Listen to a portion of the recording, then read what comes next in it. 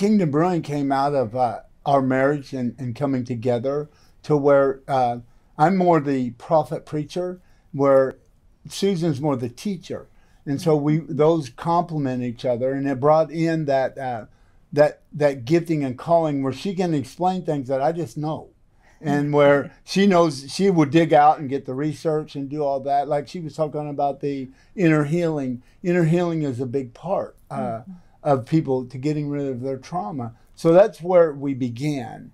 And then Susan, one of the big parts in Kingdom Brewing is unleashing the kingdom. And that's the equality of men and women, but not just men and women, but it's also the equality of different races, whether it be black and white or brown and white or whatever, but it's the equality. It's bringing the unity into the body of Christ. You have any more on that? Well, I think I think it's exactly what you're saying. And Kingdom Brewing was founded as a unique opportunity because many people in the Christian world, they'll start ministries and like 501c3 ministries that are not for profit in order to be able to fund their vision.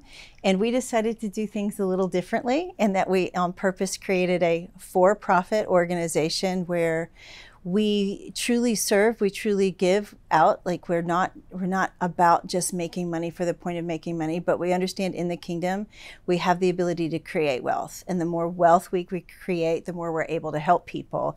And so we intentionally don't limit ourselves by the rules governing a 501c3.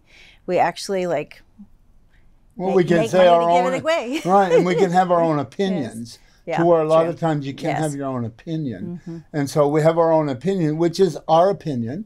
And so we understand that. So in a for-profit, you're able to do that. Where in a non-profit, sometimes there's guidelines that you have to go by. Yeah. I also think that Kingdom Brewing really just kind of encapsulates who we are. Like we really believe what we're ushering in is a renaissance. It's not a revolution where a revolution forces its will on other people. It tries to force that my ideas are better than your ideas. Where a renaissance, people are changed from the inside out, right? It just brings love and light to the culture where we begin to change people's hearts. And when their hearts are free and when they know who they are and they're stepping into their own God-given creativity and their own God-given design, then they begin to change their culture. They begin to change their family and their communities. And then ultimately the schools are changed and the government is changed and arts and media and technology. And all these things begin to be touched by the love of God as opposed to being changed from the outside in. And so I think that's a big reason why unleashing the kingdom is so important to us, is that it really is God's will being done on earth. And God never forced his will on anyone. And I think that's a big part of our ministry too, is for people to understand the heart of the Father. And that even though he's very large and in charge, right, he's sovereign, but he's never forced his will on us. He wants it to be voluntary. And that's the whole point of it's a get to, not a have to, right? The essence of the kingdom is that it's about freedom. It was for freedom that Christ set us free. And the reason that freedom is so important to the Lord is that love cannot flourish in an environment of control. It just can't. And so Susan brought up a good point there in Renaissance. You know, Renaissance, we think of church culture where we've had awakenings, we've had renewals, we've had all these different things, but they came and they left. They didn't stay. Part of what we felt is, part of that is in the inner healing. We dealt with the outward healing of people. We had great healing movements and all those, but they didn't do with the inside of people.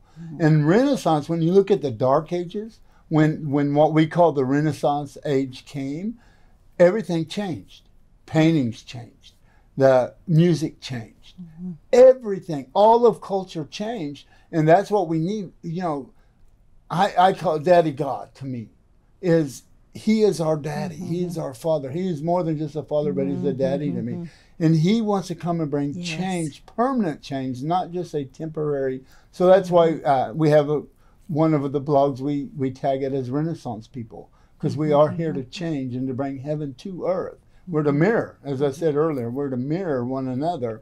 It's not supposed to be somewhere by and by where we're going in the future. We're supposed to bring heaven to earth now.